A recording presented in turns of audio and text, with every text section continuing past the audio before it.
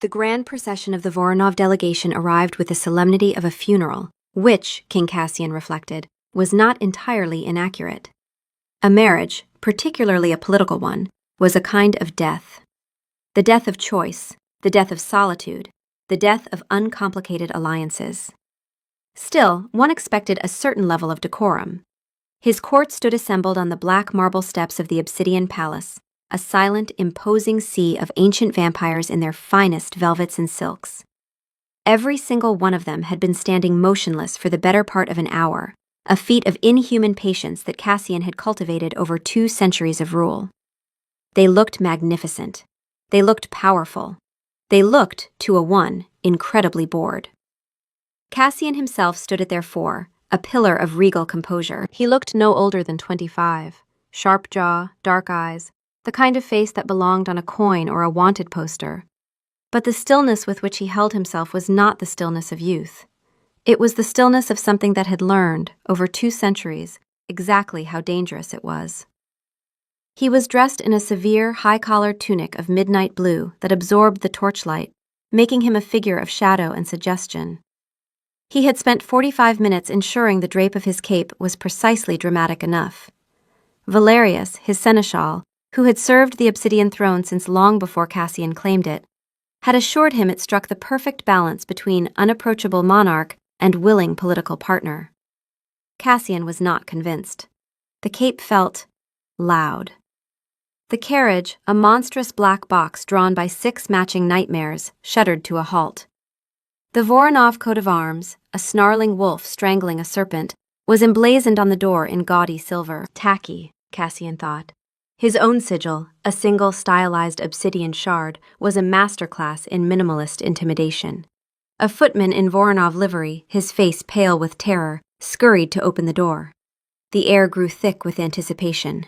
This was it, the sealing of the treaty, the end of a century-long Cold War with the brutish, land-hungry Duke Voronov. The arrival of his bride, the famously beautiful and impeccably trained Lady Alara. She was, by all accounts, a perfect political bride, poised, cultured, and bred to understand the nuances of courtly life. She would be an asset, a beautiful, predictable, and profoundly uninteresting asset. The footman lowered the steps. A collective, silent breath was held by the assembled vampires. A small, ink-stained hand grabbed the edge of the doorframe. This was followed by a boot, a sturdy, practical leather traveling boot, scuffed at the toe, that landed on the top step with an entirely too solid thud. Then, the woman herself emerged, unfolding from the carriage not with the graceful glide of a high-born lady, but with the impatient energy of someone who has been stuck in a cramped space for far too long. She wore a dress of plain, dark wool, rumpled from the journey. Her brown hair was escaping a hasty braid, and on her cheek a faint smudge of what looked suspiciously like graphite. She took one look at the silent, vampiric welcoming committee, the rows of pale, predatory faces, the torchlit gloom, and the towering, Gothic spires of the palace. "Well," she said, her voice clear and carrying in the unnatural quiet, "this is a bit much, isn't it?" A ripple of shock, so profound it was almost audible, passed through the court. Beside Cassian, Valerius made a sound like a dying man trying to swallow a stone. This was not Lady Alara. Lady Alara was blonde, for a start. All the Voronovs were. This woman's hair was the color of rich soil. Lady Alara was said to be tall and willowy. This woman was of average height, looked to be in her late 20s, and had the expression of someone who knew what a carbuncle was. And Lady Alara, Cassian was quite certain, would never have a smudge on her face, or wear boots that looked like they had actually been walked in. He flicked his gaze to the Voronov envoy, a weaselly vampire named Dmitri, who was standing beside the carriage and currently appeared to be trying to merge with his own shadow. Dmitri's eyes were wide, with a terror that went beyond the usual fear of addressing the vampire king. This was the terror of a man who has overseen a cataclysmic, career-ending, potentially war-starting mistake. The woman, oblivious to the diplomatic crisis she embodied, was now dusting off her skirt. 7 days in that carriage. The suspension is atrocious. I've written a rather scathing list of suggested improvements for the wheelwright, if anyone's interested. She looked up at Cassian, her eyes, a startlingly direct shade of hazel, squinting slightly. "You must be the king. You're taller than the portrait suggested. They never get the scale right." Cassian did not move. He did not speak. He simply stared. 200 years. He had survived 3 rebellions, an attempted coup, a famine that lasted a decade, and the incomprehensible rise of disco. He had negotiated peace treaties, commanded armies, and stared down vampires 3 times his age who thought a young king was an easy mark. In all that time, nothing had ever prepared him for this. This was Marin, the middle sister, the scholar, the one they kept in the library, the one who was, in no uncertain terms, the wrong bride. His mind, a machine of cold, precise calculation, spun into motion. Fact. The woman before him is Marin Voronov, not Alara. Fact. The treaty explicitly names the eldest daughter of Duke Voronov. Fact. To acknowledge the error would be to invalidate the treaty. Duke Voronov would lose face, a crime for which he would likely start a war just to erase. Cassian's own rivals in the court would see it as a sign of weakness, an inability to command even his own wedding. Conclusion. The error could not be acknowledged. He had to marry the wrong sister. He had to pretend this walking, talking, ink-stained diplomatic incident was the woman he was expecting. A slow, cold fury began to build in the pit of his stomach. This was an insult, a deliberate, calculated slight from Voronov, or a mistake of such epic incompetence it amounted to the same thing. He would have someone's head for this. Several heads. Possibly an entire lineage. But first, the performance. He inclined his head, a minuscule glacial movement that had made lesser kings faint. "Lady Voronov," he said, his voice a low resonance that seemed to emanate from the stones themselves. "Welcome to Ethelgard." Dmitri, the weaselly envoy, opened his mouth, perhaps to explain, perhaps to apologize, perhaps to beg. Cassian would never know, because he turned his gaze on the man and simply looked at him. Not a word, not a gesture, just the full, crushing weight of 2 centuries of will pressed into a single glance. Dmitri's mouth closed. His eyes went glassy, his body rigid. He took a step back, then another, and folded himself into a deep, trembling bow, his face drained of whatever color it had left. It was a subtle thing, that look. Most of the court wouldn't have noticed, but Marin, Cassian saw, was watching. Her eyes flickered from Dmitri's sudden glassy obedience back to Cassian's face. Something shifted in her expression, not fear exactly, but a recalibration, the look of a woman noting a locked door and mentally cataloging every exit in the room. "Just Marin is fine," she said, her voice steady despite what she'd just seen. "Lady Voronov sounds like my mother, and we don't get on." She glanced back at the carriage. "Is anyone going to get my trunk? It's the one with the leather straps. The others are mostly Alara's things. I assume we'll be sending those back." Cassian's eye twitched. Dmitri, released from the weight of that gaze, swayed slightly on his feet and looked as though he might actually combust. This was going to be a very, very long eternity. The wedding ceremony was a masterpiece of hurried tension. It took place in the Great Sept, a cavernous chamber whose vaulted ceilings were lost in shadow. The air was thick with the scent of cold stone and 1,000-year-old incense, a smell Cassian usually found comforting but which now felt suffocating. He stood at the altar, a block of obsidian so large it was rumored to be a fallen star.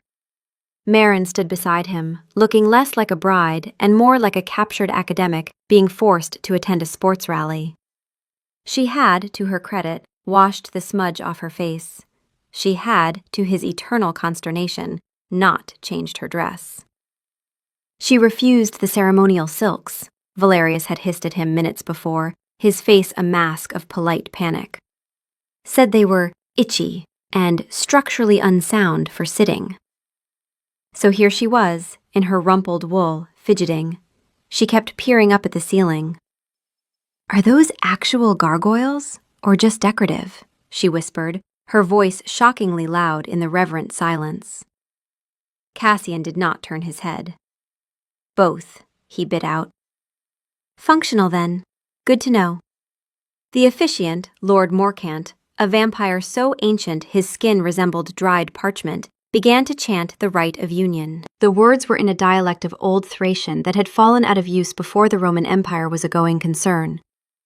It was meant to be solemn, timeless, and awe-inspiring. Marin squinted. Is he saying, to bind the blood and the shadow? Or, to find the bread in the shallows? His enunciation is terrible. The former, Cassian growled under his breath. Show some respect. He personally knew the man who invented vowels.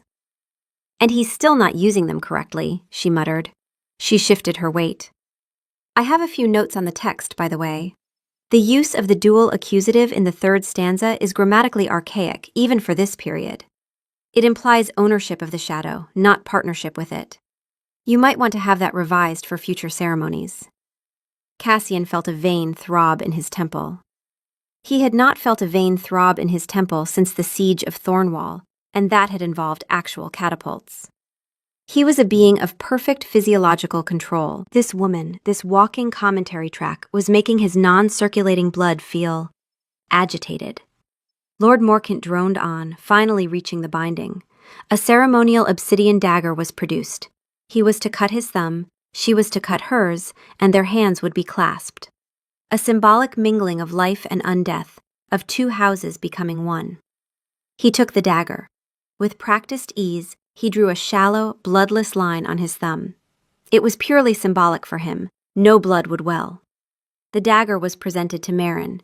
She took it, looked at the razor-sharp edge, looked at her own thumb, and then looked at Cassian. Absolutely not, she said. Lord Morcant stopped chanting. A pin dropping would have sounded like a thunderclap. I beg your pardon? Cassian's voice was dangerously quiet. I'm not cutting myself with a communal knife, Marin said, holding up the dagger. Do you know how unhygienic that is? Tetanus, blood-borne pathogens. And for what? A metaphor? No, thank you. We can just pretend. I'll make a little mark with my thumbnail. She proceeded to do just that, pressing a crescent shape into her skin. There, mingled. Can we move on? I think I saw a pastry table on the way in. The entire court stared. Lady Isolde, a duchess from a rival territory, and a woman who fed on drama like it was A-positive, looked as though she had just been handed the greatest gift of her unlife. Her lips curled into a smug, predatory smile. Cassian wanted to disintegrate. He wanted to turn into a cloud of bats and fly into the moon. He wanted to do anything other than stand here next to this impossible woman who was questioning the hygiene protocols of a sacred, 1,000-year-old blood rite. He snatched her hand. His grip was like iron. He pressed his cold, symbolically cut thumb against her nail-indented one. The rite, he said, his voice a low, furious tremor that only she could hear, is complete. He turned to the assembled court. Behold, the Queen of Ethelgard. The silence that followed was broken only by Marin, who whispered, Queen? Nobody mentioned that part. Does it come with a pension? The wedding feast was, objectively, a spectacular display of power and wealth. The great hall was filled with tables groaning under the weight of roasted swans, mountains of glistening fruits, pastries spun into fantastical shapes, and rivers of wine. It was a feast fit for a king who could not eat a single bite of it. Cassian sat at the head of the high table, on a throne carved from a single petrified weirwood tree. Marin sat beside him on a slightly less imposing but still ridiculous throne. Below them, his court was arrayed in a strict hierarchy of age and influence. Not one of them touched the food. They held goblets of what looked like dark wine, but which Cassian knew was blood, from his finest cellars. A particularly robust vintage from the Rhone Valley, 1982, O-negative. Marin, however, was eating. She was not picking delicately at her food like a lady. She was eating like someone who had, in fact, been on the road for 7 days with poor suspension. She speared a piece of roasted fowl with her fork and took a healthy bite. Oh, this is good, she declared, her voice muffled slightly. She swallowed. A bit heavy on the saffron, but the skin is perfectly crisp. My compliments to your chef. Cassian inclined his head. The chef, a vampire who had once cooked for Louis XIV and was prone to fits of artistic temperament, would be insufferable for a week. Marin took a sip of wine. And this is a lovely vintage, earthy, notes of cherry and impending doom? She peered at her goblet. It's a bit metallic. Valerius, standing behind Cassian's throne, stiffened. The wine served to Marin was, of course, actual wine. But her proximity to hundreds of goblets of blood was likely affecting her palate. An acquired taste, Cassian said smoothly. He picked up his own goblet, swirled the contents, and brought it to his lips without drinking. It was a gesture he had perfected over centuries, the I am partaking illusion. Marin watched him. She then watched Lord Valerius. Then her gaze swept across the hall, at the hundreds of nobles all performing the same pantomime of dining. They raised forks with nothing on them. They lifted spoons from empty bowls of soup. They dabbed their lips with napkins to wipe away phantom crumbs. It was a silent, beautifully choreographed, and utterly absurd ballet of pretend eating. Her fork paused halfway to her mouth. A slow dawn of comprehension spread across her face. "Oh," she said quietly. "Oh, I see." She put her fork down. "You can't eat, can you? Any of you?" Cassian set his goblet down with pinpoint precision. "The pleasures of mortal sustenance are a memory to us." "So this whole thing," she gestured to the mountains of food, the swans, the glistening pastries, "this entire, frankly obscene display of culinary excess is just for me?" "It is a celebration," he said, the words feeling hollow even to him. "It's a farce," she countered, not with anger, but with a kind of baffled amusement. "You're all sitting here, starving, pretending to eat a feast you laid out for one person who had no idea she was the sole audience member. This is the most inefficient system I have ever encountered. We could have just had a tray sent to my room. Think of the waste. Those swans died for nothing." Lady Isolde, seated 2 tables down, let out a scandalized gasp. "She speaks of the sacred feast as waste." Marin turned her gaze on Isolde. "Well, what would you call it? Are you going to take a doggy bag? No? Then it's waste."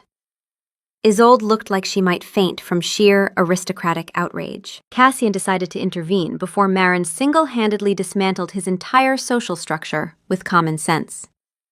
"My queen is merely expressing her concern for the kingdom's resources," he announced, his voice booming with false magnanimity. "A sign of a prudent and caring ruler." Marin shot him a look that said, "Don't you dare spin this." He ignored it. "She is right. The display is excessive. Let the feast be cleared and distributed to the mortal staff." A murmur of approval went through the lower-ranking servants. Marin watched him, a new, calculating expression in her eyes. She picked up a bread roll. "So, you can't eat food," she said, tearing off a piece. "What happens if you do?" Valerius took a half-step forward, his face paling. "My queen, it is not a topic for polite—" "It produces a most undignified bodily rejection," Cassian cut in, his eyes daring her to press the issue. Marin's eyebrows shot up. She looked at the bread roll in her hand. She looked at the sea of pale, dignified vampires. A slow, wicked grin spread across her face. "Undignified, you say?" she mused. "Fascinating." Cassian made a mental note to have the kitchens, pantries, and every single edible item in the palace placed under armed guard. Their royal suite was a vast expanse of Gothic gloom, larger than Marin's entire family home. It was divided by a colossal stone archway into 2 distinct sections. One side held a monstrous canopied bed carved with snarling chimeras, clearly his. The other held a slightly less monstrous, but equally foreboding bed, clearly meant for her. A fire roared in a hearth big enough to roast an ox, casting flickering shadows that danced like specters on the tapestries. Cassian swept into the room, his cape billowing behind him in a way that he now felt was deeply self-conscious. He gestured vaguely toward the far side of the room. "Your chambers," he said.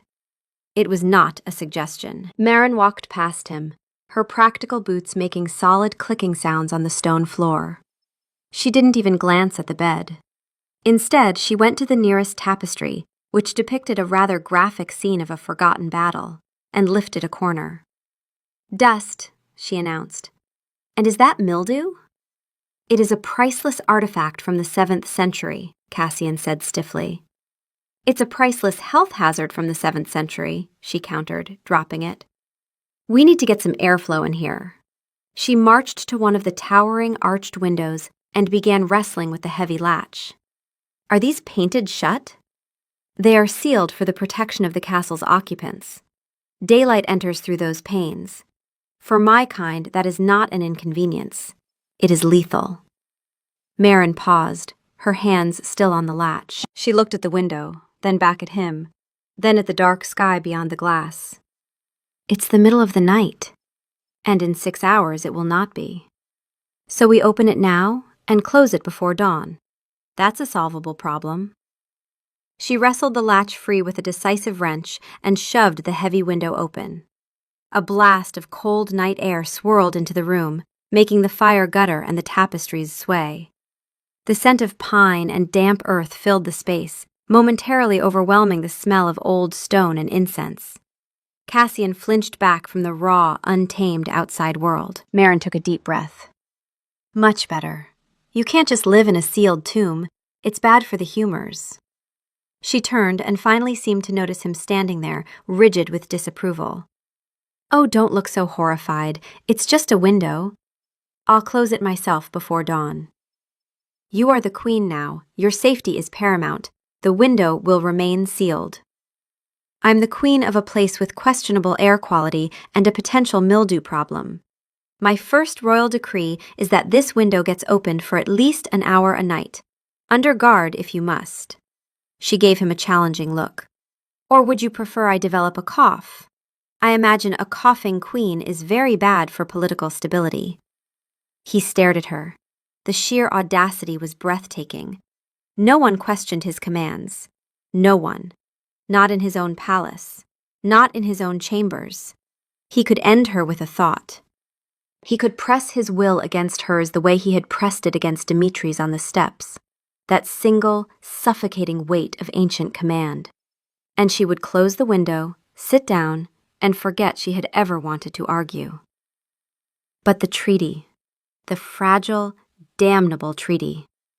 And the look in her eye. It wasn't defiance for defiance's sake.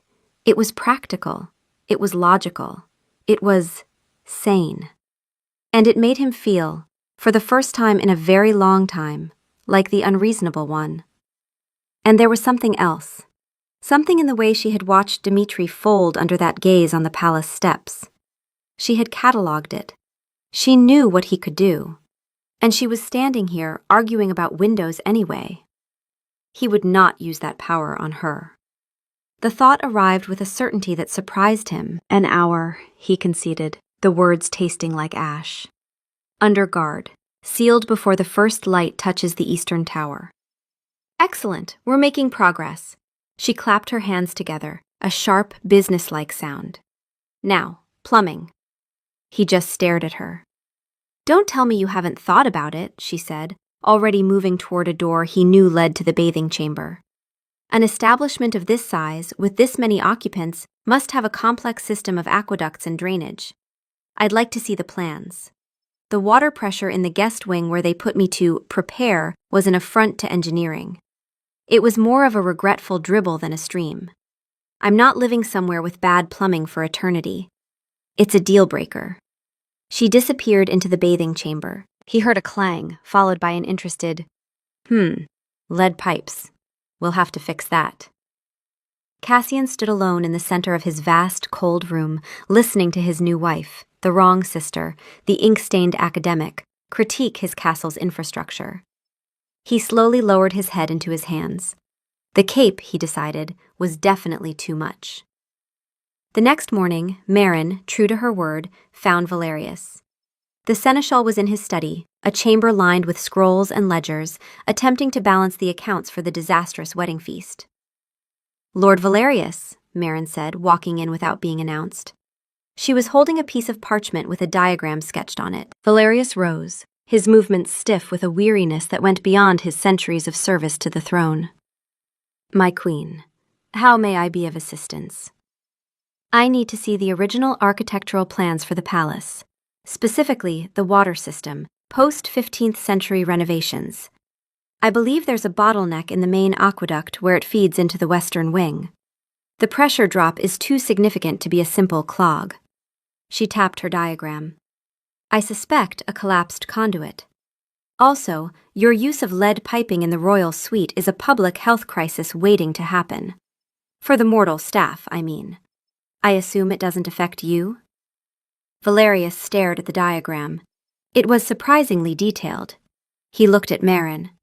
He looked back at the diagram. "My queen," he began, his voice strained. "These are not matters that typically concern the queen." "Well, they should," Marin said briskly. "A kingdom is a system. A castle is a smaller system within it.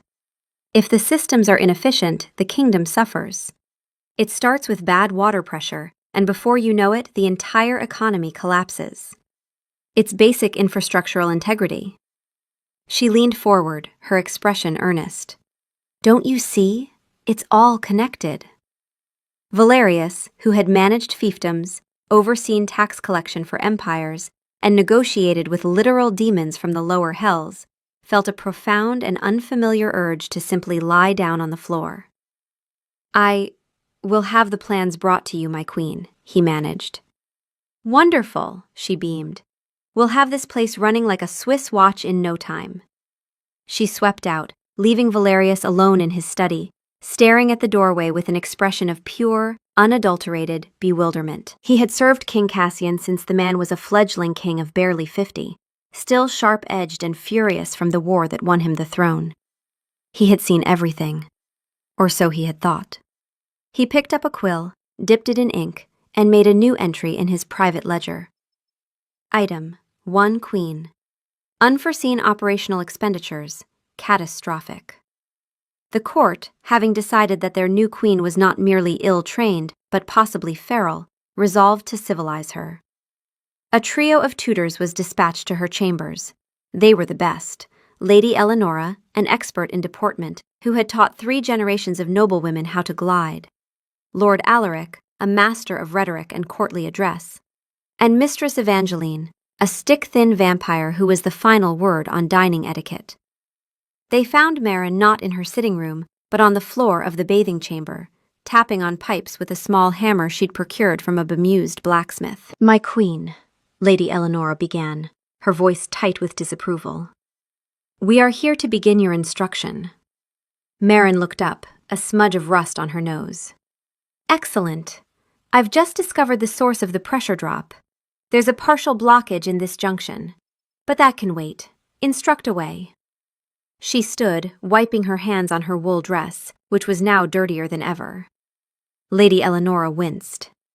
"We shall begin with the curtsy. A queen's curtsy is a statement.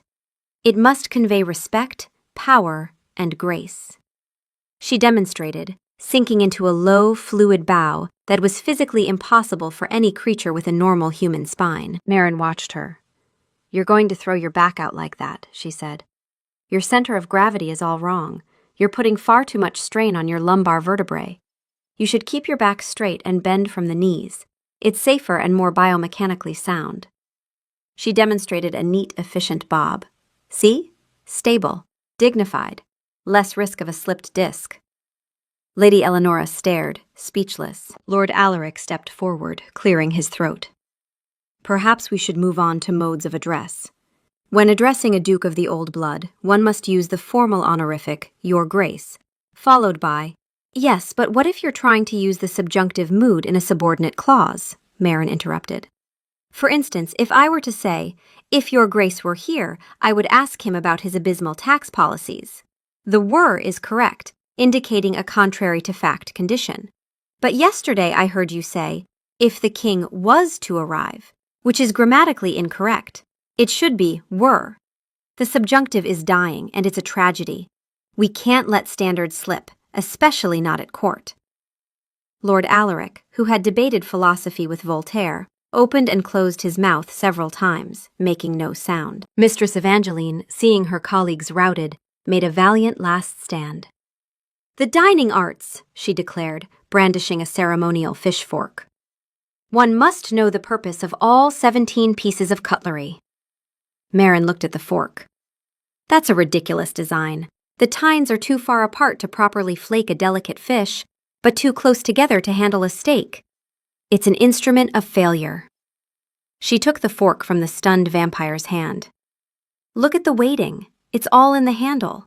Terrible balance. Who designed this? I need to have a word with them. The three tutors stood in a cluster, their centuries of expertise and unshakable confidence utterly demolished in under 5 minutes.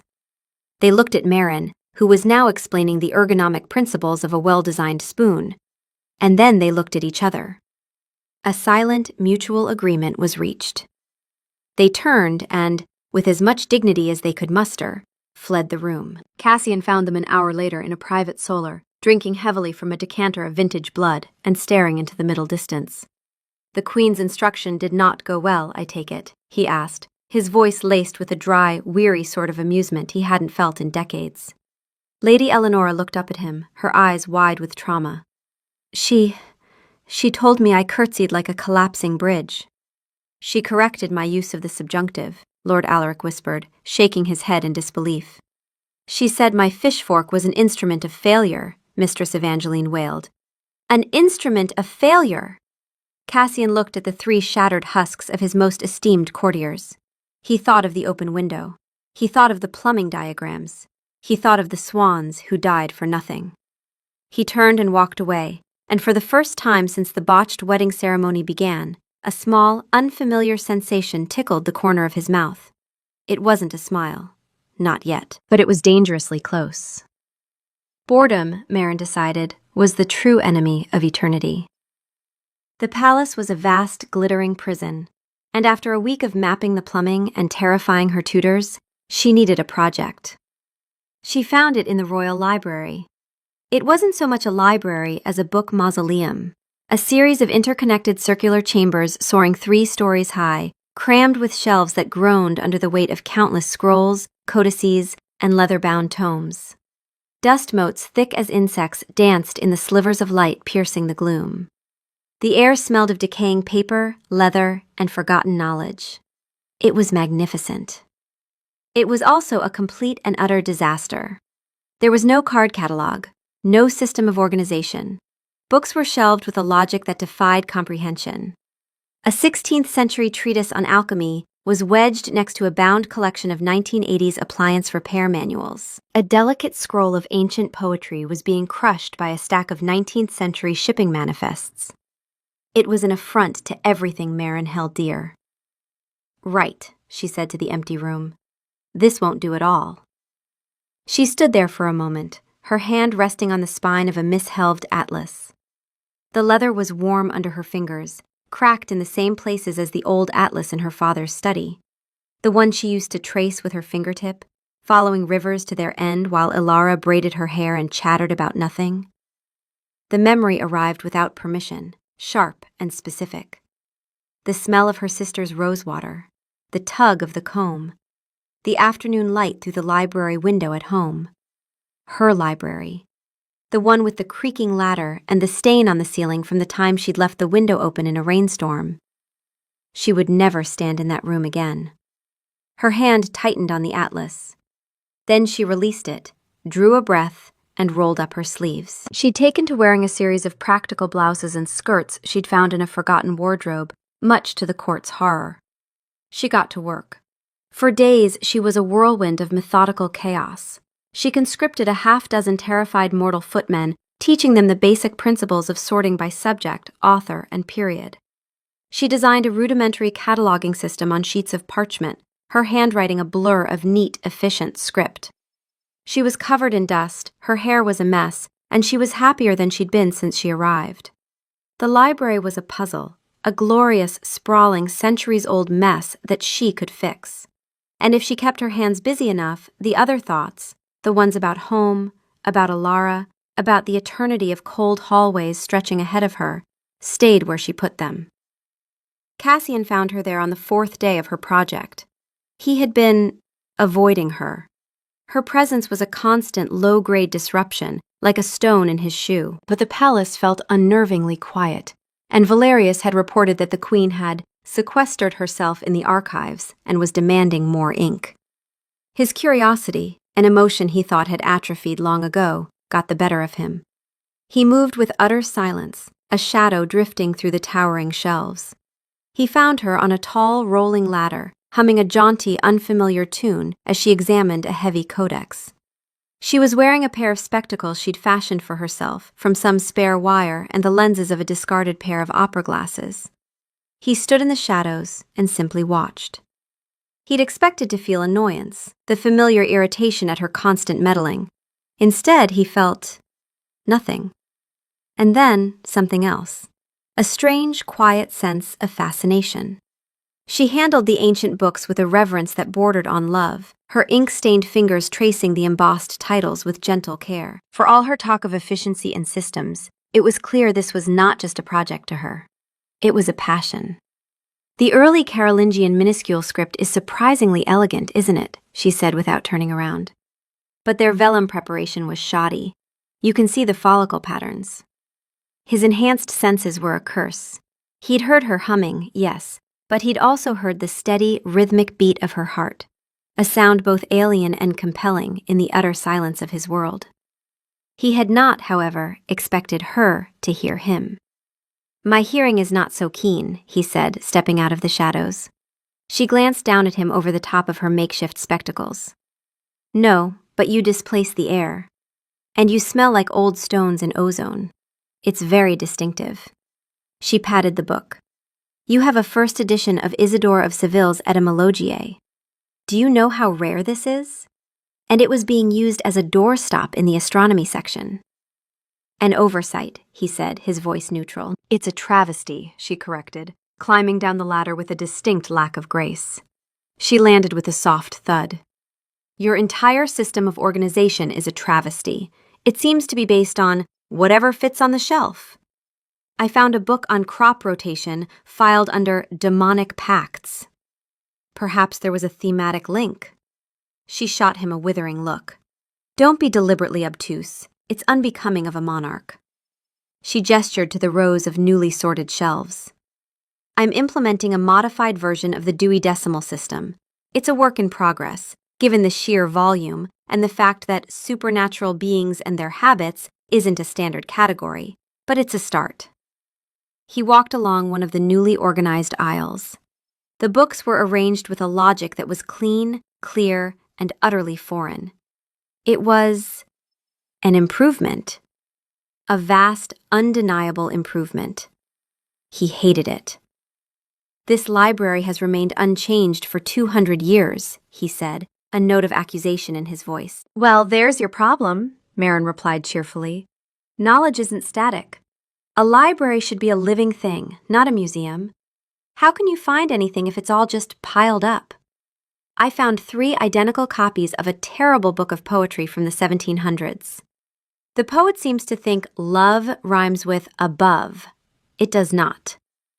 "He was a personal friend of my great-grandsire," Cassian said coldly. "Then your great-grandsire had terrible taste in friends and poetry," she said, unfazed. She picked up a scroll. "Now I have a question. I've found 17 different accounts of the Battle of the Weeping Plains. They all contradict each other. Which one is accurate?" He took the scroll from her. His fingers brushed hers, her skin shockingly warm against his. He recoiled internally but kept his face a mask of indifference. "None of them," he said, his voice soft. "They were all written by men who weren't there." She looked at him, her head tilted. "And you were?" "I commanded the left flank," he said simply. "The chroniclers always forget the rain. It rained for 3 days. The mud was the real enemy." He looked at the scroll, a ghost of a memory flickering in his dark eyes. We lost more men to the mud than the sword. Merrin was silent for a long moment, her usual witty retort absent. She was looking at him not as a king, not as a vampire, but as a man who was standing in a library, holding a scroll that described a battle he had actually fought. The gap between them, mortal and immortal, 28 years and 200, had never felt so vast or so real. "You should write it down," she said quietly. "The real story." He looked from the scroll to her face, to the earnest, unexpected sincerity in her hazel eyes. "What would be the point?" "The point," she said, her voice regaining its usual briskness, "is that history should be accurate. And it's a shame to let a good story go to waste." She turned away, suddenly busy with a stack of books. "Now, if you'll excuse me, I have to create a new subsection for grumpuses, grimoires, and general grumbling. You seem to have a lot of all three." He watched her go, the scent of dust and old paper and the faint, warm, living scent of her filling his senses. He had come to the library to put a stop to her meddling. He left feeling unsettled, and with the distinct, unnerving feeling that he had just lost an argument he hadn't even realized he was having. Merrin missed garlic. It was a primal, desperate craving. She missed the sharp, pungent aroma, the way it transformed a simple dish into something savory and complex. Life in the palace, for all its Gothic grandeur, was bland. The mortal chefs, terrified of offending their vampiric masters, cooked with a timid hand. No strong spices, no pungent herbs, and absolutely, unequivocally, no garlic. After 3 weeks of flavorless poultry and insipid vegetables, she'd had enough. A queen, she reasoned, had certain executive privileges. One of them had to be the right to a decent meal. She bribed a young kitchen boy named Tomas with a silver coin and a promise to teach him how to read. An hour later, he appeared at a discreet side door, clutching a small, lumpy sack. He handed it to her as if it were radioactive. "3 bulbs of garlic, my queen," he whispered, his eyes wide. "And some basil. And a tomato. It's all I could get without the head chef noticing." "You're a hero of the realm, Tomas," Merrin said gravely, hiding the sack in the folds of her skirt. "Your service will be remembered." Her plan was simple. The royal suite had a small, disused kitchenette in an adjoining antechamber, a relic from a time when a queen might have had a mortal handmaiden who prepared her tea. It had a small hearth and a collection of dusty copper pots. It would have to do.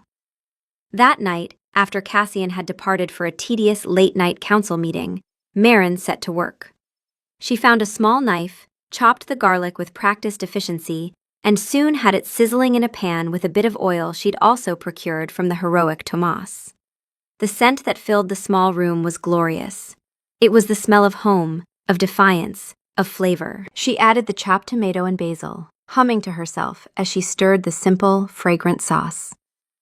She was making pasta, or the closest approximation she could manage. It was beautiful. What Merrin didn't know was that the kitchenette's ventilation flue, long dormant, connected directly to the main ventilation system for the royal wing. The smell of sizzling garlic hit the council chamber like a physical assault. One moment, Lord Valerius was delivering a dry report on grain yields. The next, every vampire in the room simultaneously recoiled, hissing like cats doused with water. "What is that stench?" gasped Lady Isolde, pressing a silk handkerchief to her nose. "Sorcery!" another lord cried, his eyes watering. "A chemical attack!" Cassian froze. He knew that smell. He hadn't encountered it in decades, not since a particularly ill-advised campaign in the Wallachian countryside, but it was seared into his memory. It was pungent. It was noxious. It was garlic. And it was coming from the direction of his chambers. He was moving before he even made a conscious decision. A blur of midnight blue, he shot from the room, his superhuman speed carrying him down the corridors so fast the tapestries billowed in his wake. Valerius and 2 of the royal guard, their faces masks of pained disgust, scrambled to follow. They burst into the royal suite to find it empty, but the smell was stronger here, emanating from the antechamber. Cassian kicked the door open, not bothering with the handle. He skidded to a halt, his composure utterly obliterated by the sight before him. Marin stood by the hearth, a wooden spoon in her hand, a look of serene bliss on her face as she stirred the contents of a small pot. The air was thick with the forbidden aroma. She looked up, startled by their dramatic entrance. "Oh, hello," she said. "Council meeting finish early?" Cassian simply stared at her. The two guards behind him had their hands over their noses, their eyes streaming. Valerius looked like he was about to be physically ill. "What?" Cassian said, his voice a low, dangerous rumble. "Are you doing?" "Making dinner," Marin said, as if it were the most obvious thing in the world. She gestured with her spoon. "Simple tomato and garlic sauce. Would you like some?" "Oh, wait." Her face fell in mock disappointment. "You can't. Undignified rejection and all that." "That substance," Valerius choked out, pointing a trembling finger at the pan. "It is poison to our kind." Marin's eyebrows shot up. "Poison? Really? I thought it just smelled bad to you." She looked at the simmering sauce, then back at their horrified faces. "Wait, you're serious? It's actually harmful?" "It is repellent," Cassian ground out. "Anathema. A single clove can incapacitate one of my guard." Marin's expression shifted from amusement to genuine alarm, which then quickly morphed into something else. Sheer, unadulterated disbelief. "Let me get this straight," she said slowly, putting down the spoon. "You are a 200-year-old, immortal, king of the night, a being of immense power and supernatural abilities. You can move faster than sight, command armies, and you probably have laser eyes or something for all I know." "I do not have laser eyes," he snapped. "And you, this formidable creature of legend, can be taken out by a root vegetable?" She threw her hands up in exasperation. "That's not a weakness, that's a design flaw. It's embarrassing. You've survived plagues and wars and the fall of empires, but a nice piece of bruschetta could be your undoing? How have you survived this long?" The two guards exchanged a look. She had a point. "We have been careful," Valerius managed weakly. "Careful isn't good enough. You need to build up an immunity," Marin declared. "We'll start with small doses. A microgram of powdered garlic in your evening blood, perhaps." "Absolutely not," Cassian and Valerius exclaimed in unison. "Honestly," Marin sighed, shaking her head as she took the pot off the fire. "It's a miracle your species hasn't gone extinct." She looked at the assembled, horrified vampires who had just stormed her makeshift kitchen. "Well, the sauce is ruined now. You've distracted me and it's overcooked. I hope you're all happy." Cassian stood there, the lingering, noxious scent of garlic filling his sinuses, listening to his wife, his queen, berate him for his species' inherent biological failings. He felt the throbbing in his temple return, stronger this time. He was the vampire king. He was terror incarnate, and he was being lectured on evolutionary viability by a woman with a wooden spoon. A week after the Great Garlic Incident, a letter arrived from the Voronov domain, sealed with the Duke's snarling wolf sigil. It was addressed to Marin. By law and custom, a queen's correspondence was her own. But Cassian was not feeling lawful or customary. He was still suspicious. Was Marin's presence a ploy? Was she a willing participant in some scheme of her father's? The garlic incident seemed too chaotic to be planned, but with Duke Voronov, one could never be sure. He took the letter to his private study, the one place in the castle Marin had not yet tried to reorganize. Using the edge of a razor-sharp letter opener, he slit the seal with surgical precision. If he was careful, she would never know. His eyes scanned the delicate looping script. It was not from the Duke. It was from Alara. "Dearest Marin. Oh, Marin, thank you, 1,000 times, thank you. I know you must hate me, and I know Father must be incandescent with rage, but I am the happiest I have ever been. When your carriage departed and mine remained, I thought he might strike me down. But your letter explaining your mutual decision to swap places arrived just in time. It was genius. He cannot contest it now without admitting he was duped. Dmitri and I were married in secret by the village priest 2 days ago. It is not a grand wedding, not like yours must have been, but it was ours.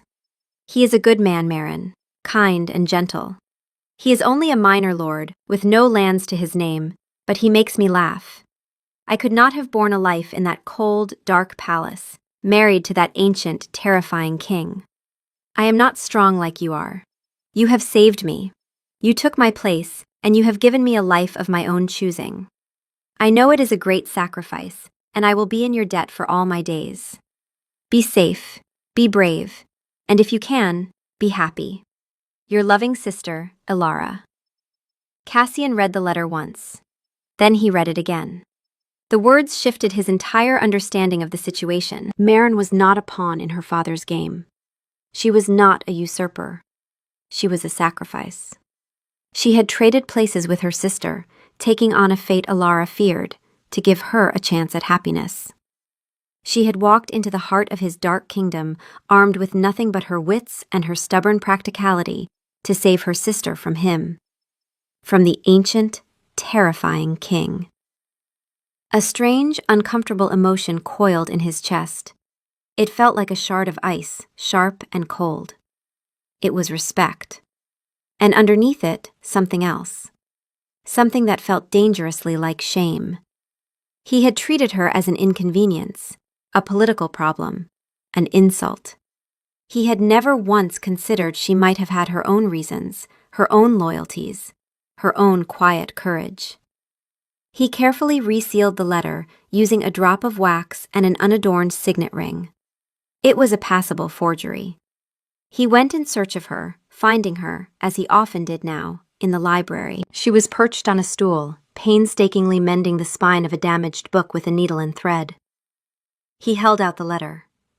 "This arrived for you." She looked up, her eyes immediately going to the seal. She was sharp. She would notice the slight imperfection. Her gaze flickered to his face, then back to the letter. She took it without comment. He had expected her to retreat somewhere private to read it. Instead, she broke the seal right there and read it, her face unreadable. He watched her, trying to decipher the subtle play of emotions in her eyes. A flicker of relief, a shadow of sadness, a wry twist of her lips. When she finished, she folded the letter neatly and tucked it into her pocket. "Good news?" he asked, the question feeling clumsy. "The best," she said softly. She looked at him, her gaze direct and searching.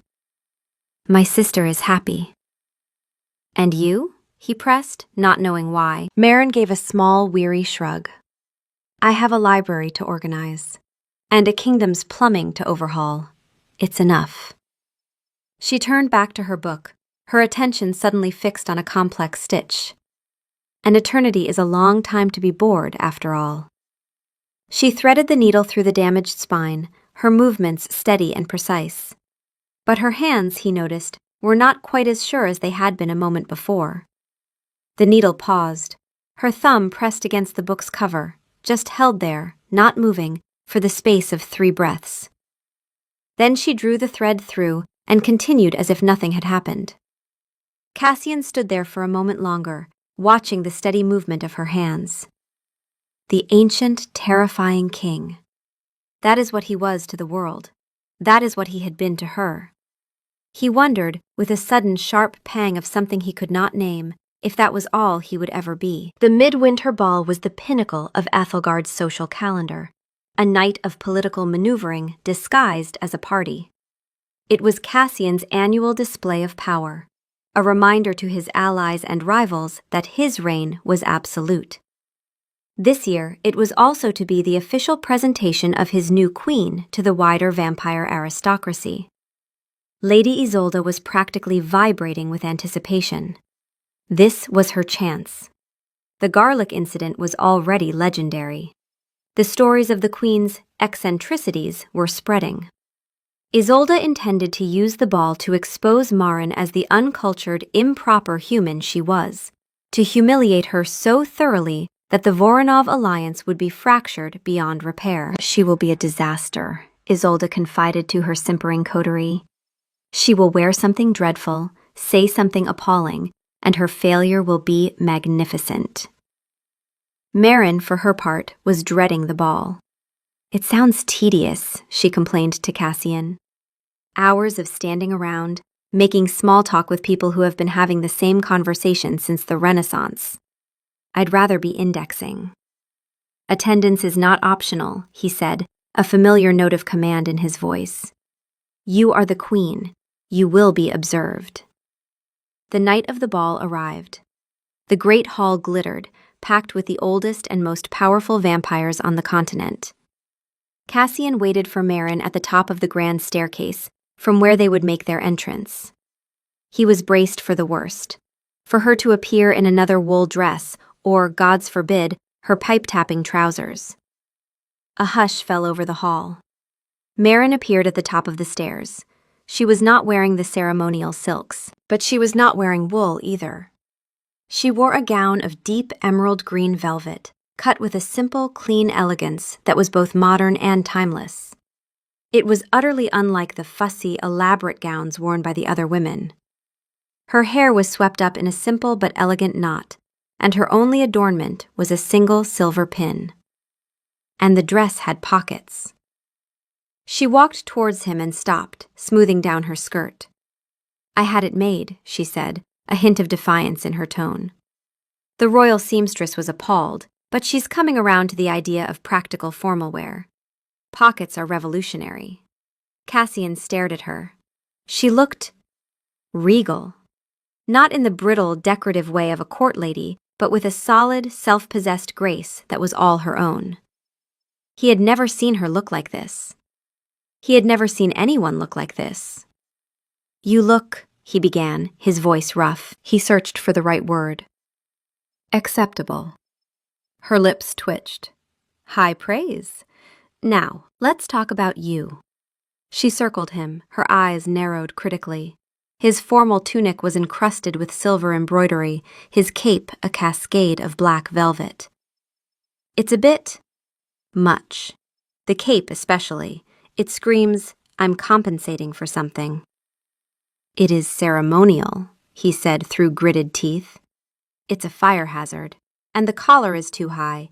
It makes you look like your head is emerging from a dark, sparkly cave. She reached up and, to his utter shock, adjusted the collar, her warm fingers brushing the cold skin of his neck. He froze, every ancient instinct screaming at the casual touch. There, better. Less impending doom, more mysterious monarch. She stepped back, giving him a critical nod. Ready? He couldn't speak. He could only nod. He was the vampire king, and his new queen, who just a month ago was a diplomatic crisis, had just dressed him down like a schoolboy and then fixed him. Their entrance was met with a wave of murmurs. Marin walked beside him, not with the practiced glide of a noblewoman, but with a steady, confident stride. She did not seem intimidated by the hundreds of predatory eyes fixed on her. She seemed curious. Isolde's plan was to challenge Marin on the dance floor. The first dance was the Kalin Valse, a notoriously complex dance with 72 distinct steps, a favorite of the court for its difficulty. A flawless performance was a mark of true breeding. A failure was a public disgrace. As the music began, Cassian held out his hand. You know this dance? He murmured, his voice low. I read about it, Marin said. It sounds unnecessarily complicated. He led her to the center of the floor. The court formed a circle around them, their faces alight with cruel expectation. Isolde stood at the forefront, a smug smile plastered on her face. Cassian began to lead her through the first intricate steps. Marin followed, her movements stiff and awkward. She was counting under her breath. He could feel the tension in her hand, the rigid set of her shoulders. She was going to fail, and Isolde was going to win. After a few excruciatingly clumsy turns, Marin stopped, right in the middle of the floor. The music faltered, the court gasped. I'm sorry, she said, her voice clear and carrying. I can't do this. Isolde's smile widened into a triumphant smirk. This was it. Marin turned to Cassian. This is a terrible dance. It's not a partnership. It's a memory test set to music. There's no joy in it. She then looked past him, her eyes landing on Baron von Hesse, an ancient, famously stuffy vampire lord who was an expert on architecture. Baron, Marin called out, her voice ringing with authority. A word, if you please. The Baron, startled, stepped forward. I was examining the western buttresses earlier, Marin said, completely ignoring the dance, the music, and the hundreds of staring vampires. I believe the stress fractures are due to a miscalculation in the load distribution from the 16th century tower addition. Your treatise on Gothic engineering suggests a cantilevered support system would be more effective. I disagree. I think a double arch reinforcement is the solution. Discuss. The Baron's eyes, usually half closed with aristocratic boredom, lit up with a fervent passion. A double arch? Preposterous! The lateral forces would be unsustainable unless you... He and Marin were suddenly locked in a fierce, highly technical debate about medieval architecture, oblivious to the world around them. Several other nobles, amateur engineers and historians, drifted closer, drawn into the magnetic pull of a genuinely interesting conversation. The Kalen valse was forgotten. Lady Isolde's triumphant moment had dissolved into an impromptu engineering seminar. Cassian stood on the dance floor, utterly forgotten.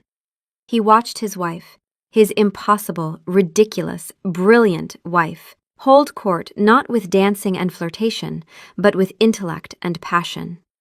She wasn't playing their game. She had thrown the whole board away and invented a new one, a game they hadn't even known they wanted to play until she'd shown them. He saw Isolde, her face a mask of thunderous fury, and felt a savage surge of satisfaction. He walked over to where Marin was now sketching a diagram on a napkin for the Baron. My queen, he said, his voice cutting through the debate, you are causing a scene. Marin looked up at him, her eyes bright with the thrill of the argument. I know, she said, a grin spreading across her face. Isn't it wonderful? Later that night, the ball was winding down. Marin's debate had spawned a half-dozen other passionate intellectual arguments throughout the hall. The stuffy formality of the event had been shattered, replaced by a lively, chaotic buzz. It was the most successful party Cassian had hosted in a century. He and Marin stood on a balcony overlooking the gardens, the cool night air a welcome relief. The awkwardness that usually defined their shared space was gone, replaced by a comfortable, humming silence. You were effective tonight, he said finally. I was just being myself, she replied, leaning on the stone balustrade. It seems to be a surprisingly effective political strategy. Isolde will not forgive you. Let her not, Marin shrugged. She's boring, and her dress was structurally unsound. I saw her trip twice. He found himself fighting that strange twitch at the corner of his mouth again. This time, it almost broke free. She despises you because you are not what she expected. No one here got what they expected, did they? Marin said, her voice softer now. She looked at him, her gaze frank and searching in the moonlight. Least of all you. He didn't answer. He couldn't. Because she was right. He had expected a polished, predictable queen, a political asset. He had gotten Marin. He had gotten ink stains and plumbing diagrams and garlic and architectural debates. He had gotten honesty in a court built on lies. Why did you do it? He asked, the question escaping before he could stop it. Why did you take your sister's place? She looked away, out at the dark, sleeping gardens. She was in love, she said simply. She wanted a life of sunshine and laughter and choices. Things she couldn't have here. And she paused. I knew I could survive this. I'm good at surviving. And I figured a library this big couldn't be all bad. She looked back at him, a wry, sad smile on her lips. It was my duty. And my choice.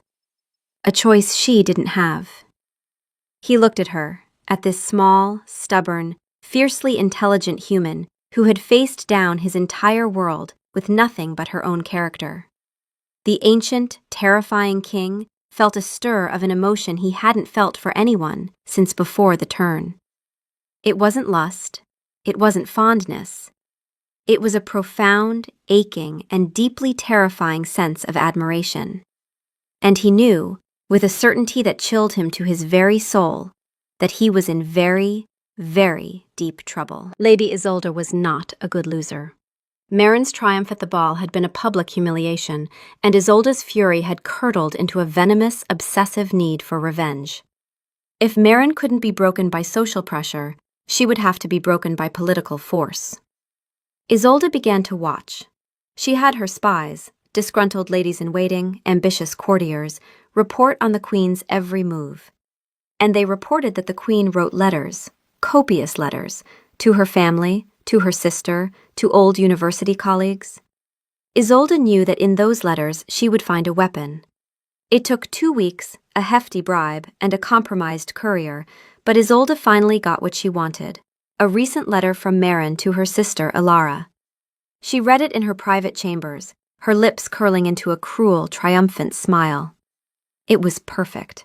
It was better than she could have dreamed. It was treason, written in the queen's own hand. Valerius learned of the stolen letter through his own, more subtle network of informants. He came to Cassian's study late that night, his face grim, foregoing all ceremony. "Isolde has one of the queen's letters," he said without preamble. "She intends to read it aloud at the emergency council session she has called for tomorrow at dusk." Cassian looked up from the treaty he was reviewing. An emergency council session could only be called to address a direct threat to the kingdom. On what grounds? "Treason," Valerius said, his voice heavy. "She is claiming the queen is a spy for the Voronovs, that her marriage is a sham, and that she holds the king and this court in contempt. The letter is purported to be the proof." Cassian's hands clenched on the edge of his desk. He knew Marin's wit. He knew her sharp, critical eye. A private letter to her sister, filled with her unfiltered observations about his court? It would be a treasure trove of mockery. Phrases taken out of context could be twisted into insults, critiques into condemnations. In the hands of Isolde, it would be a bomb. "What does the letter say?" Cassian asked, his voice dangerously calm. Valerius looked uneasy. "My informant did not see the full text, only snippets. There is a reference to you as an emotionally constipated relic." Cassian's eye twitched. "And the council is referred to as a collection of sentient dust bunnies in capes." A muscle in Cassian's jaw jumped. "And there is a rather detailed and unflattering comparison of the palace's political structure to a badly managed cheese cellar, prone to mold and infestation." Cassian closed his eyes. It was true. He knew it was true. It was also catastrophically, apocalyptically, undiplomatic. Presented to the proud ancient lords of his council, it would be an unforgivable insult. The Voronov alliance would shatter. Duke Voronov, his honor impugned by his daughter's treason, would have no choice but to declare war. Isolde had him. She had them both. "The queen, she does not know?" Cassian asked. "No, my king," Valerius said quietly. "She believes her correspondence is private. She trusts us." The words hung in the air, heavy with unspoken accusation. He had created a court of secrets and spies, and his honest, trusting wife had walked right into its jaws. "Leave me," Cassian said. Valerius bowed and retreated, leaving Cassian alone in the echoing silence of his study. He stared into the fire, the flames reflecting in his dark, unblinking eyes. He had 2 choices. He could condemn Marin, cast her aside as a traitorous fool, salvaging his political alliance at the cost of his integrity and the only interesting thing to happen to him in a century. Or he could stand by her, and in doing so, risk plunging his kingdom into a war it was not prepared for. For 200 years, the choice would have been simple. The kingdom came first, always. But as he stood there, he did not see a kingdom of borders and treaties. He saw a woman on a ladder, humming in a dusty library. He saw her face, alight with passion as she argued about buttresses.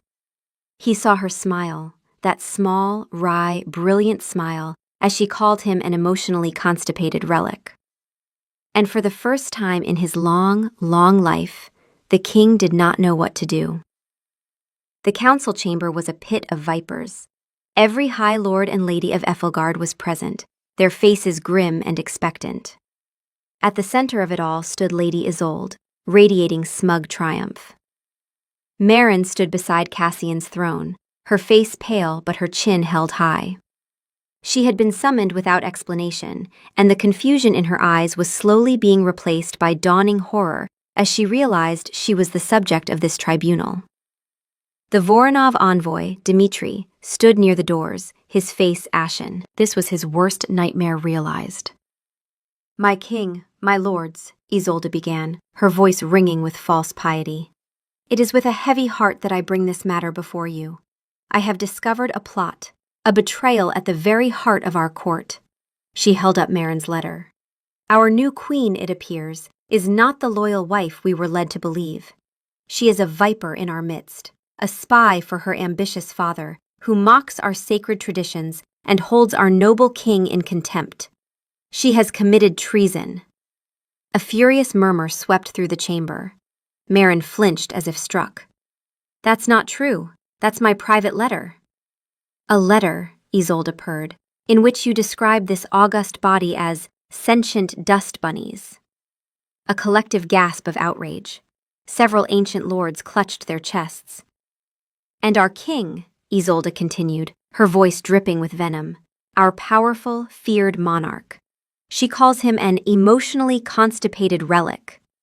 The chamber erupted. It was chaos. Lords were on their feet, shouting for Maren's condemnation. Dmitri looked as if he was about to faint. All eyes turned to Cassian, seated on his obsidian throne, his face an unreadable mask of stone. They were waiting for his judgment, waiting for him to disavow her, to cast her out, to save the alliance, to save himself.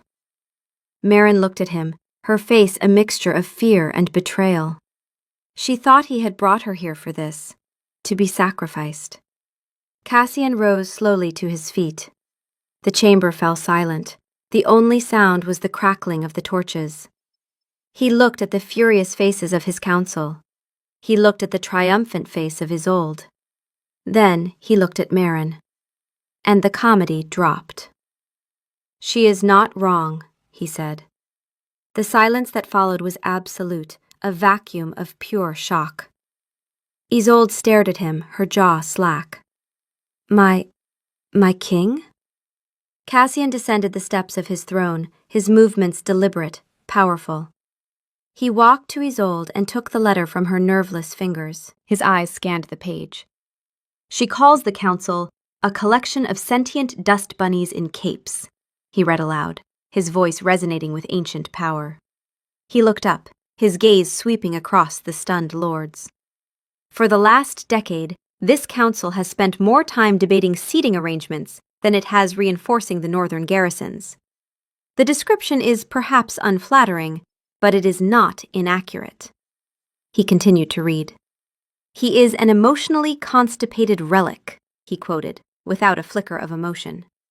He then fixed his gaze on Lord Alaric.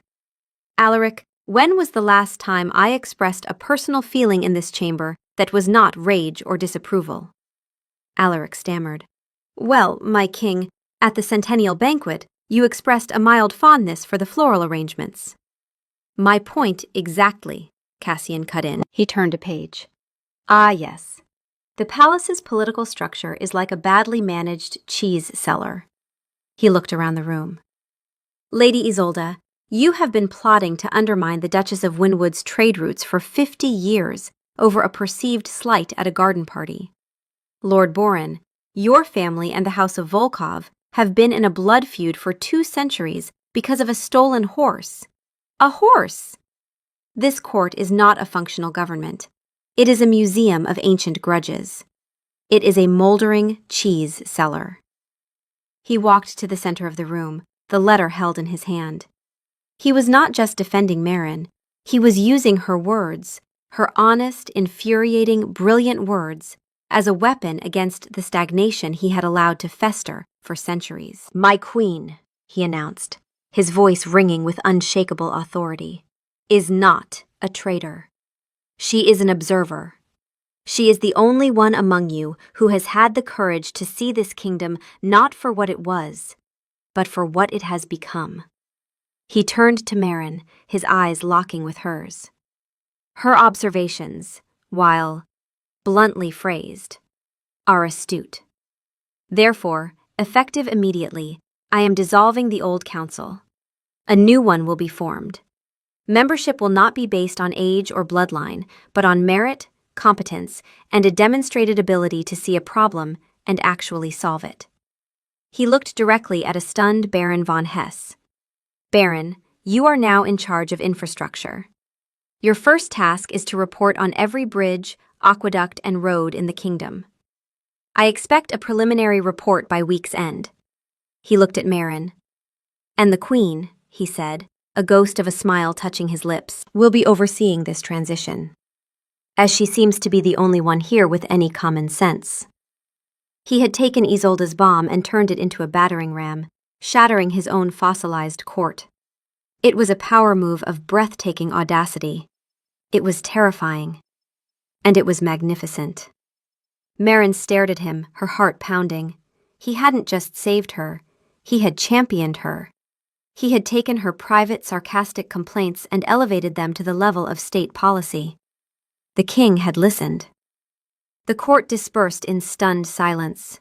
Isolde swept from the chamber without a word, her face bloodless with fury. The lords and ladies filed out in clusters, whispering, recalculating, rearranging their loyalties with the practiced speed of creatures who had survived centuries by knowing which way the wind blew. Marin did not follow them. She walked, alone, through the darkened corridors of the western wing. Her footsteps echoed off the stone. She passed the library without stopping, past the kitchenette that still faintly smelled of garlic, and found herself standing in front of the window in the royal suite, the one she had wrestled open on her first night, the one that was now unlatched every evening by a guard who had stopped looking annoyed about it. She opened it. The cold air hit her face and she leaned into it, both hands flat on the stone sill. Her fingers were trembling. She pressed them harder against the ledge until they stopped. She had nearly been destroyed tonight, not by a blade or a decree, but by her own words, her own honesty, turned into a weapon.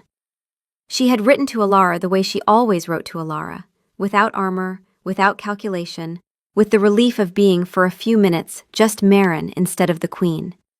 And that relief had nearly cost her everything. And then he had stood up. She kept seeing it. The moment he rose from the throne, the silence that followed, the way his voice filled the chamber when he said, "She is not wrong." She had been so certain, in that awful stretched-out second before he spoke, that he was going to let her fall, that the treaty, the politics, the 2 centuries of cold pragmatism would win, as they always did, as they were designed to. But they hadn't. He hadn't. She didn't know what to do with that. From the corridor behind her, she heard his footsteps. Not the silent glide he used when he didn't want to be detected. She'd learned that sound, or rather, the absence of it. These were deliberate, audible. A man announcing himself at the door of his own room, giving her time. She did not turn around. She was not ready to turn around, because she was not entirely sure what her face would do when she did. Back in the royal suite, the silence was a living thing. Marin stood by the open window, the cool night air on her face, her mind still reeling. Cassian stood by the fire, watching her. "You didn't have to do that," she said quietly, not turning around. "You could have condemned me. It would have been easier." "Easier," he said, his voice a low rumble. "But not right. You could have been ruined. They could have turned on you. Let them try." The arrogance was back, but it was different now. It was not the empty pride of an untouchable monarch, but the solid confidence of a king who had just chosen his ground. She finally turned to face him. The firelight flickered across his face, softening the harsh lines, making him look every bit the young man he appeared to be, not the 2-century-old king he was. The distance between them, the centuries, the biology, the titles, it all seemed to fall away, leaving just a man and a woman in a quiet room. "Why?" she asked, her voice barely a whisper. "Why did you defend me?" He was silent for a long time, the carefully constructed walls of his composure beginning to crumble. The king of Ethelgard was gone. Only Cassian remained. "For 100 years," he began, his voice rough with an emotion she had never heard from him before. "This castle has been a tomb. I have ruled a kingdom of dust and echoes. I have outlived every mortal I ever cared about, every friendship I made before the turn, every hope I ever had. I have been waiting for the end, for the world to finally crumble into nothing and take me with it." He took a step towards her, his dark eyes filled with a terrifying vulnerability. "And then you arrived. You, with your ink-stained fingers and your arguments about plumbing, and your complete and utter refusal to be impressed by any of it." He was in front of her now, so close she could feel the cold radiating from his body. "Your impertinence," he said, his voice dropping to a raw whisper. "Your infuriating, relentless, brilliant honesty. It is the only thing that has felt real in this entire century. You are not an echo. You are not dust. You are loud, and you are difficult, and you are alive. And you have made me feel—" He struggled for the word, the emotionally constipated relic at war with himself. "Less dead." Tears welled in Marin's eyes. She had come here expecting a prison, a life sentence in a museum. She had armed herself with wit and sarcasm, her only defenses against the cold, terrifying man she was forced to marry. But underneath the layers of ancient power and regal frost, there was this. A loneliness so profound it was a physical presence in the room. "I thought I was being sentenced to a life with a monster," she confessed, her voice thick. "I was so afraid. But you're not a monster." A tear traced a path down her cheek. "You're just alone." He reached out, his hand hesitating for a moment before his cold fingers gently brushed the tear from her cheek. The touch was electric, a shock of cold and warmth, of life and undeath. "Not anymore," he said, and then he leaned in and kissed her. It was not a kiss of passion, but of recognition. A quiet, desperate, and profoundly honest meeting of two lonely souls who had found each other by accident. It was the breaking of a spell, the end of a long, cold winter. When they broke apart, the silence returned. But it was different now. It was warm. It was full. It was a beginning.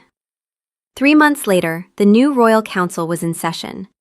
It was a chaotic, vibrant affair. Baron von Hesse was presenting a series of architectural diagrams on a massive easel, arguing passionately with a young, sharp-witted vampire from the merchant class about the tensile strength of granite.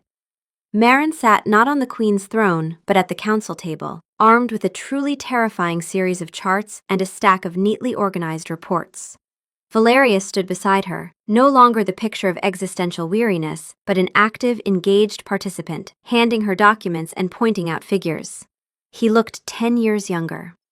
Cassian presided over it all from his throne, but he rarely spoke.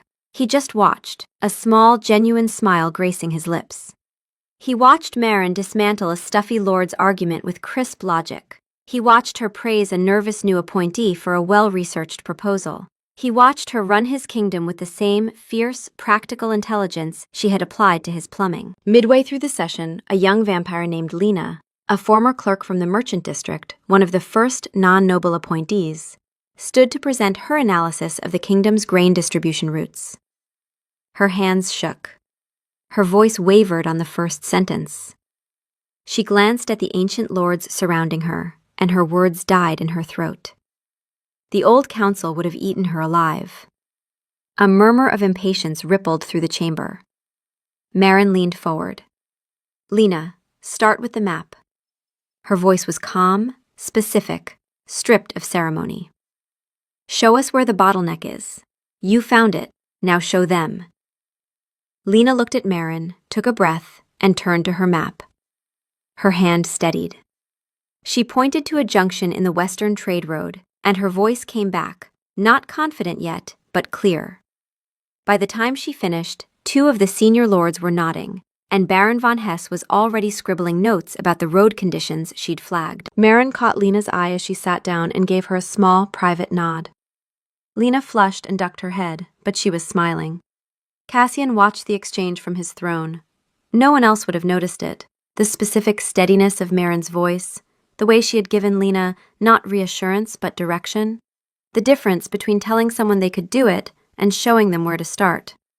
It was the same thing she had done to his entire kingdom, not comforting it, but handing it the right tool and expecting it to work.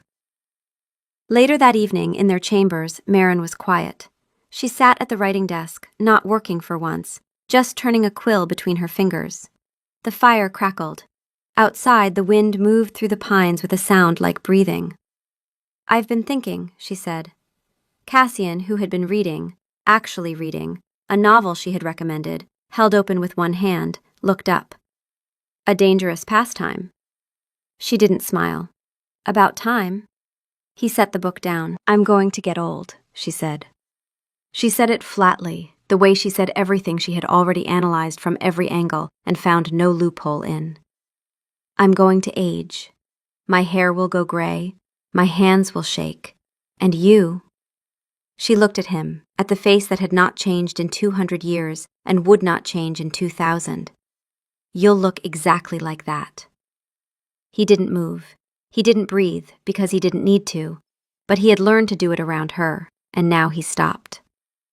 "It's not vanity," she said quickly. "I don't care about wrinkles.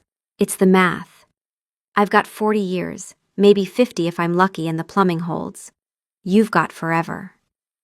She put the quill down. "I've reorganized your library, overhauled your council, and fixed your water pressure.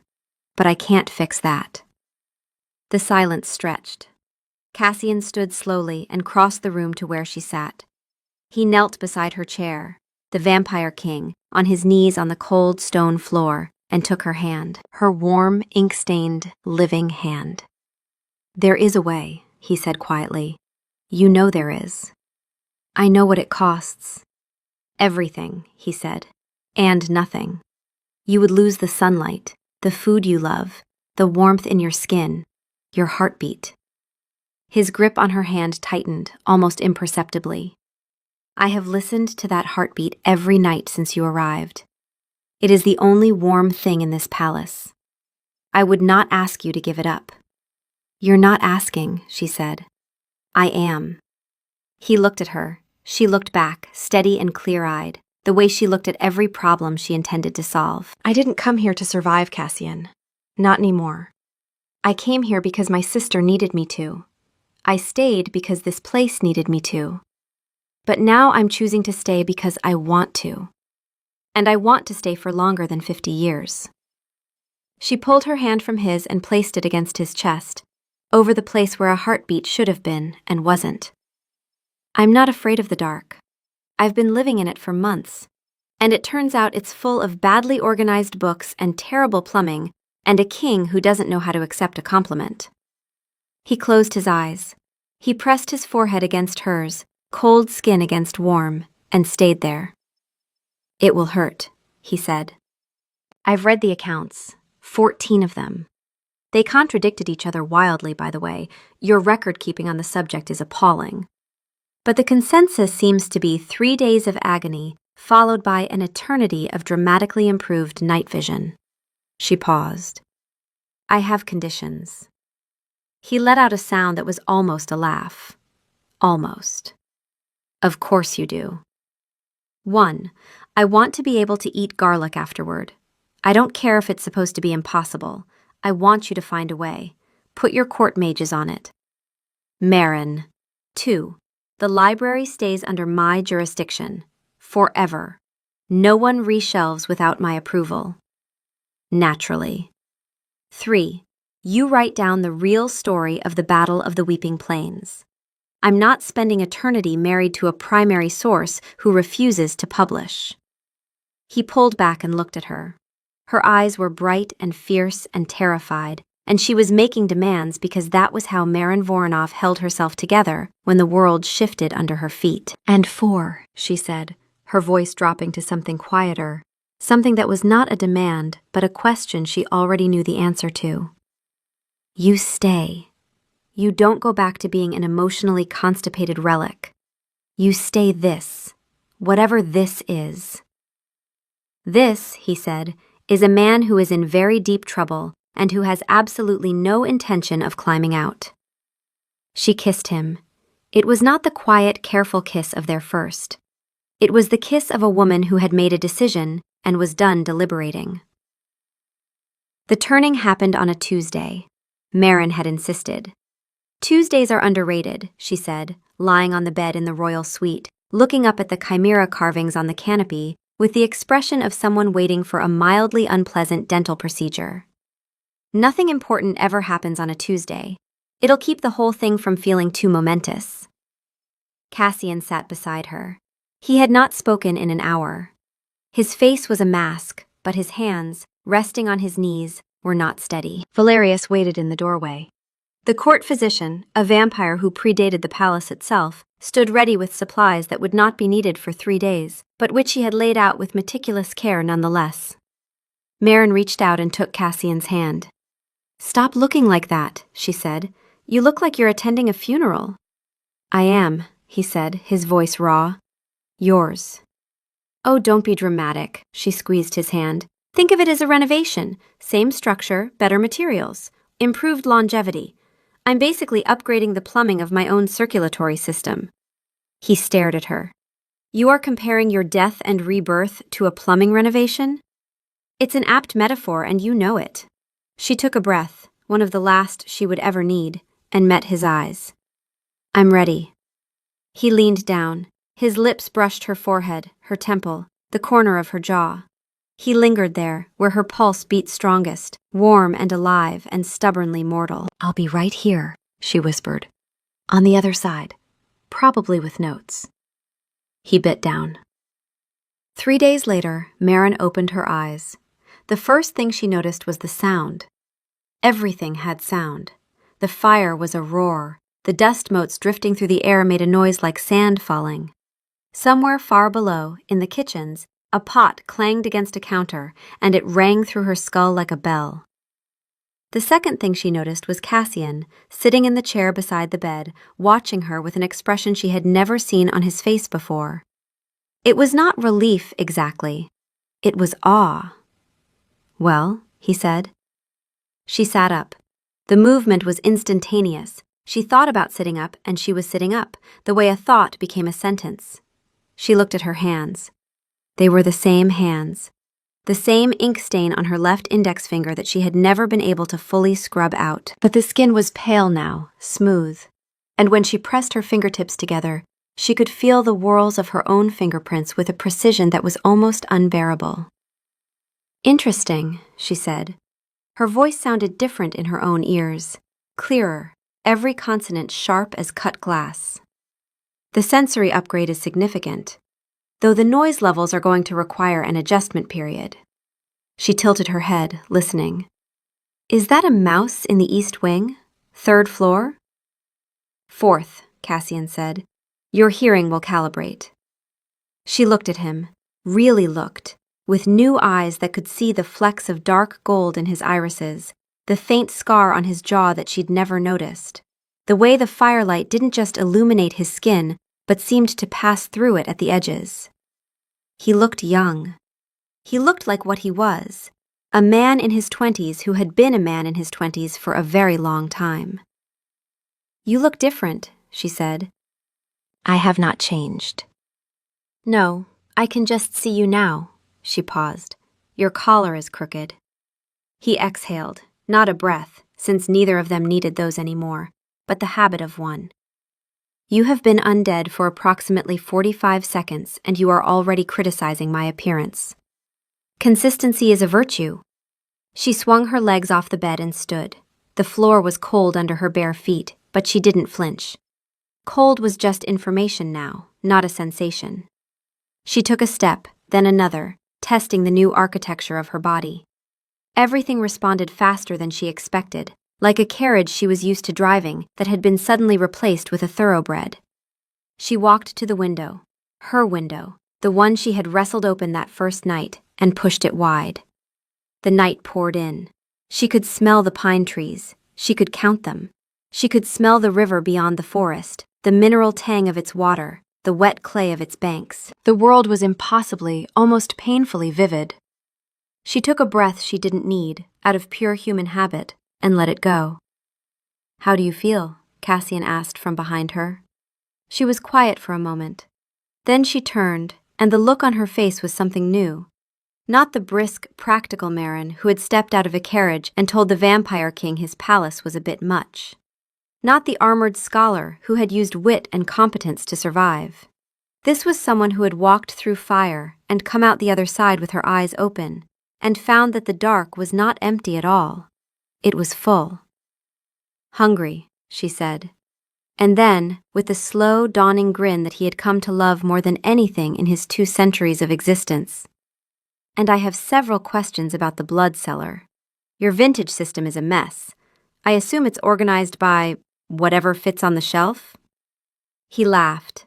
Not the almost laugh, not the twitch at the corner of his mouth. A real, full, startled laugh that echoed off the stone walls of the royal suite.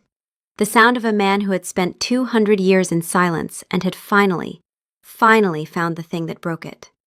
"I'll get Valerius," he said. "Good," she said, already heading for the door. "And tell him to bring the architectural plans for the blood cellar. And a fresh quill. And—" She paused, running her tongue over her new fangs with a thoughtful expression. "A mirror. I want to see if these are symmetrical. They feel slightly off-center. I refuse to spend eternity with lopsided fangs."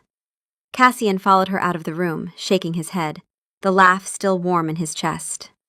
Eternity, he thought, no longer felt like a sentence. It felt like an adventure. And he had the most impossible, infuriating, and brilliant navigator in the world to help him through it. Only now, she could keep